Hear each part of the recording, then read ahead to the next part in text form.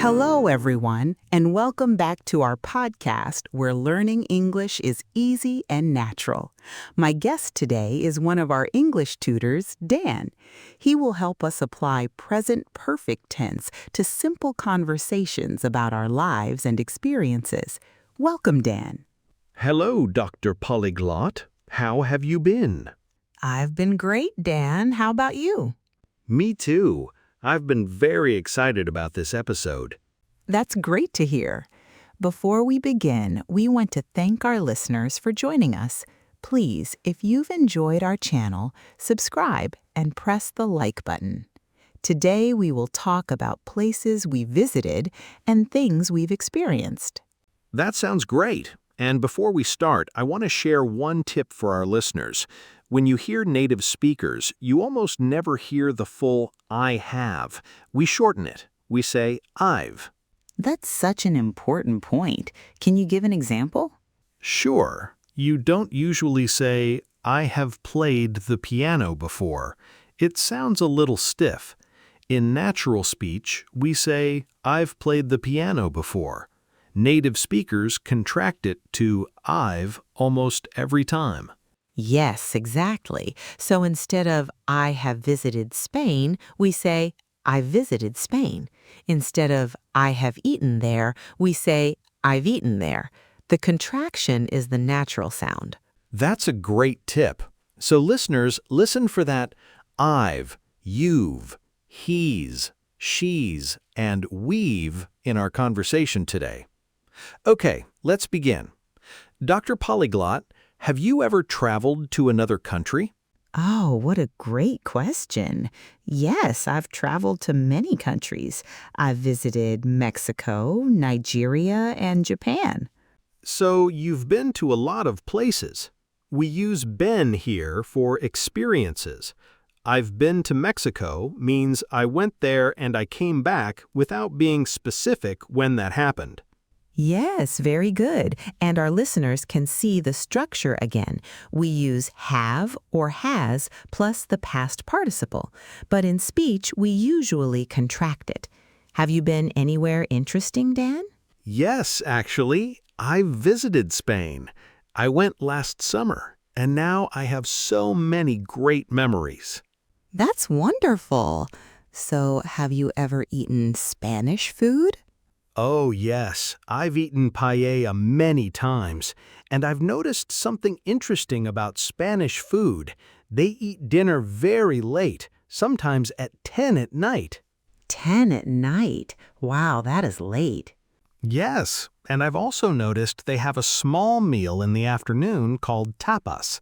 They share many little plates with friends instead of one big dish. That's fascinating. So you've learned about the food and the culture at the same time. Exactly. I've found that the food tells you a lot about how people live. In Spain, meals are slow and social. They've turned eating into a way to spend time together.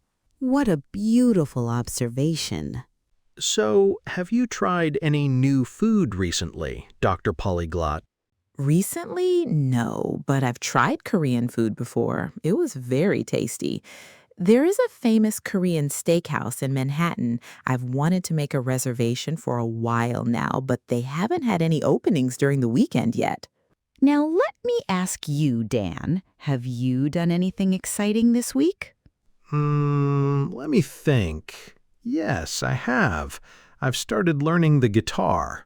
I haven't played a full song yet, but I've learned 3 chords. So you used the negative form there. I haven't played. That's have plus not, so we say haven't. Yes, exactly. Haven't or hasn't. If you ask me about my sister, has she learned the guitar? I'd say, no, she hasn't learned it yet. Perfect. And you use the word yet. We use yet in questions and negative sentences for something we expect to happen. Right. I expect to play a full song one day, so I can say I haven't played one yet. Exactly. And here is another useful word, already. We use it for something that happened sooner than expected. For example, I've already learned 5 new songs on the piano.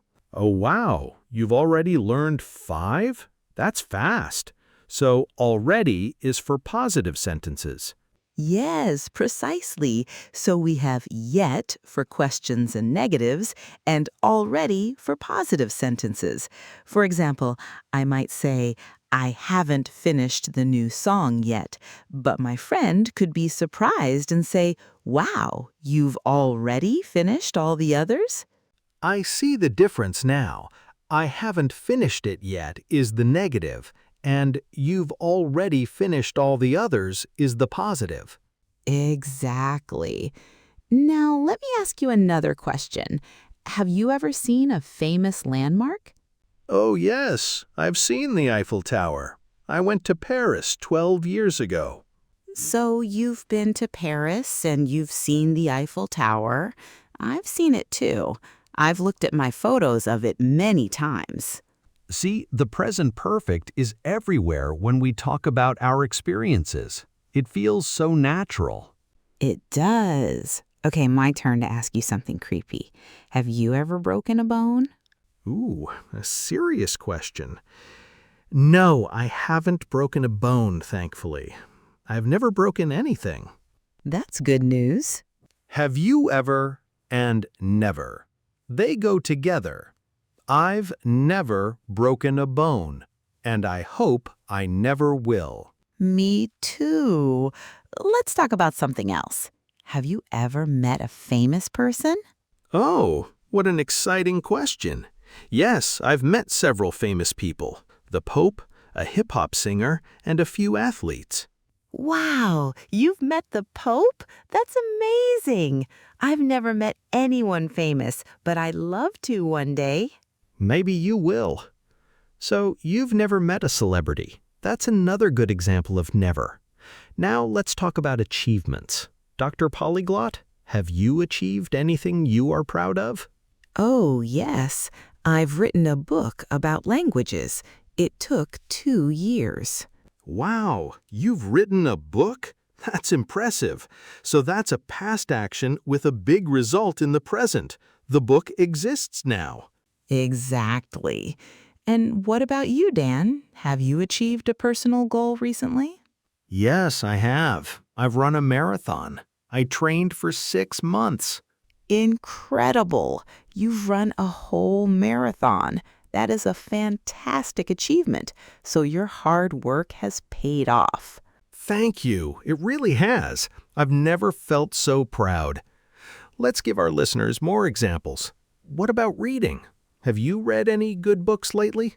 Yes, I've read 3 books so far this month. I've read a lot.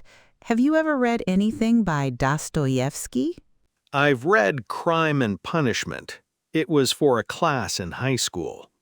This month, I've read only 1 book because I've been very busy.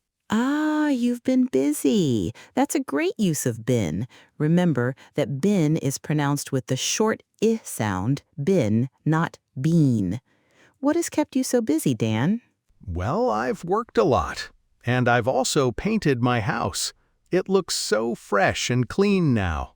Oh, nice. So you've painted your house and now it looks new. Another result in the present. What color did you choose? I chose a light blue. It feels very calm. Beautiful. You've made a great choice. So let's try a small, natural conversation about our experiences using the present perfect. Great idea. I'll start. Hi, Dr. Polyglot. Have you ever lived in another country? Hi, Dan. Yes, I have. I've lived in Hong Kong for 2 years. It was a wonderful experience. Have you ever lived abroad? No, I haven't lived abroad yet, but I've always wanted to. I've visited many countries, but I haven't stayed for long. Ah, that makes sense. Well, you've traveled a lot, so you've seen many cultures. Yes, Today, we used present perfect so much just talking about our lives and experiences. This tense comes up a lot in everyday conversations. So true. For our listeners, let's do a quick review.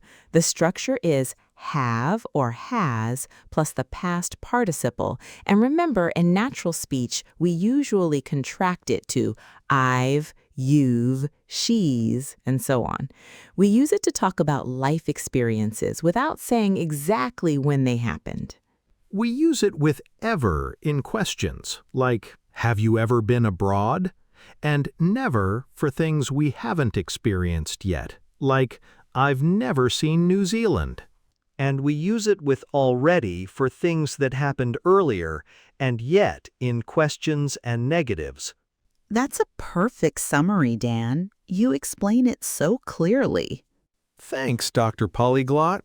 I think our listeners really understand the present perfect now. Yes, they only need to practice. Listeners, choose sentences you like from today's episode or create your own and repeat them 10 times. Present perfect helps us share our experiences, and this is important when making friends. Let's give a few final examples for our listeners. I've climbed Mount Kilimanjaro. Oh, nice one. And I've swum in the ocean during a hurricane. Excellent. I've ridden a camel. And I've flown in a hot air balloon. Wonderful examples. See, listeners, the present perfect helps us share all of these experiences. So, my challenge for you is to think about your life. What is one thing you've done that makes you proud? Oh, I love that. Think about it. Have you ever traveled somewhere special? Have you ever achieved a big goal? Have you ever tried something new?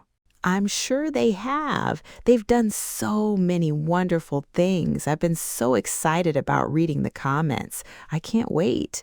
Well, our time is almost up. This has been a fantastic episode. We've talked a lot about experiences. We've given many examples, and hopefully we've helped the English learners out there understand the present perfect even better. Your explanations have been so clear, Dr. Polyglot. Yours too, Dan. It has been great working with you again. And for today's comment, we have a question for you. Please write in the comments below. What is one place you visited that you've loved? Thank you for tuning in, friends. Bye, everyone.